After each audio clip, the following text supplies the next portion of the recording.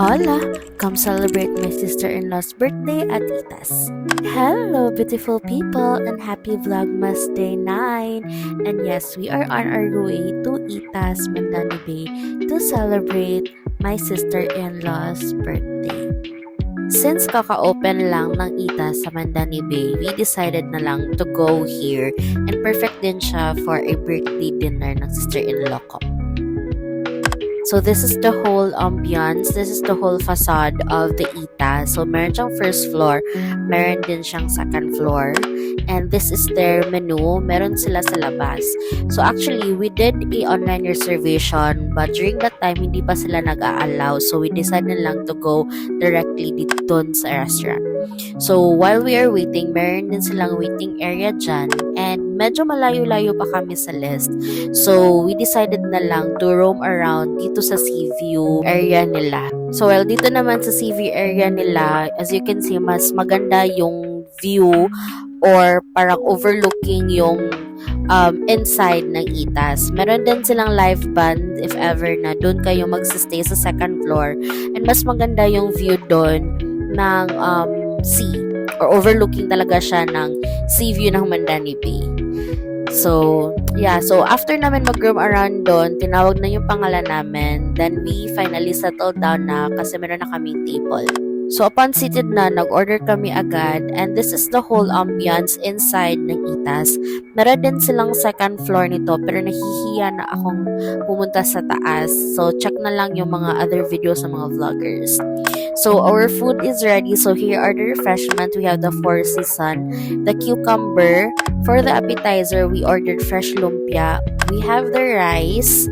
Tsaka for the main dish, we have the yakisoba canton, the lapu-lapu with XO sauce, of course, the crispy pata, and the pork sisig. And medyo na-late ako nag-film ng boneless pochero.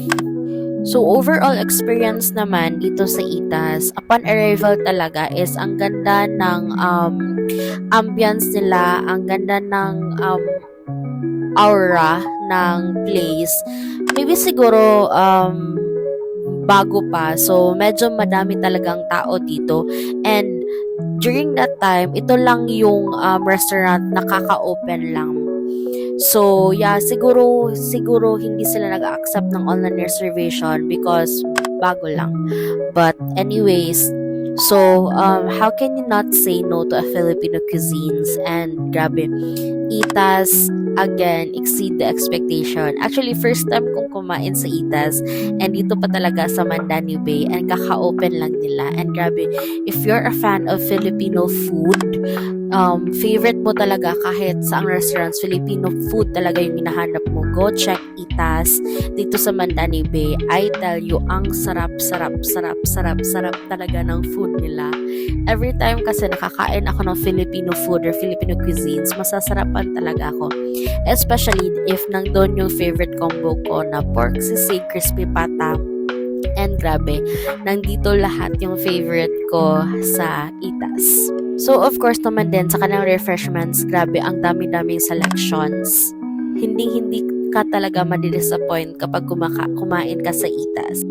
So, if you're planning naman to go on a Christmas dinner, a birthday dinner, solo date dinner, or a table for two, go check Itas at Mandani Bay.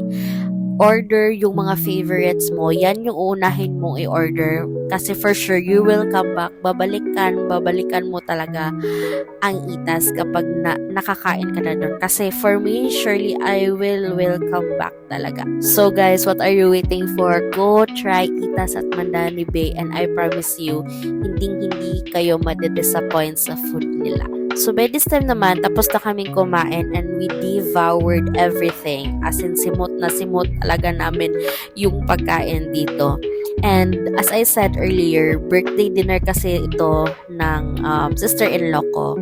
So I'm glad na she also liked the food and the ambience itself. Kasi for sure, if ever naman may another birthday dinner, dito talaga yung masasuggest namin kasi we already tried it. So since birthday dinner to ng sister-in-law ko, then, nag-ask kasi ako sa Itas if kumakanta ba sila ng happy birthday. And na-experience talaga ng sister-in-law ko yung birthday surprise ng Itas.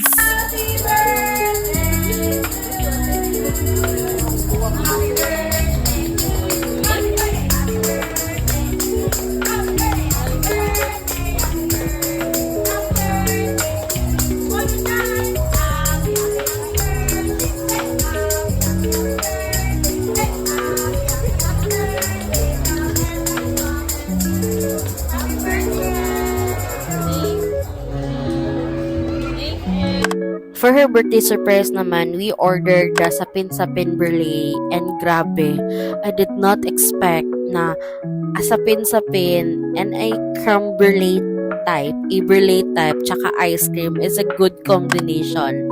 And dito ko lang talaga siya natikman dito sa Itas. And while I was recording, I was editing this, nag-crave tuloy ako ulit ng sapin-sapin brulee. Ma-try nga ulit yun when I come back dun sa Itas. So as I always say, every time mag-visit ako ng restaurant is the food was great, the ambience was awesome, and the service is 10 out of 10. And grabe, Itas is a 10 out of 10 talaga, and I will surely come back with my family, my friends, or maybe I will be doing a solo dinner date. Dinner was done and I can't wait to come back kasi I know natatakam kayo while watching this. Ako din kasi natatakam ako while editing this. So what are you waiting for? Visit Itas at Mandaluyong Bay and tara mga unta! So yun lang, till next time. Bye!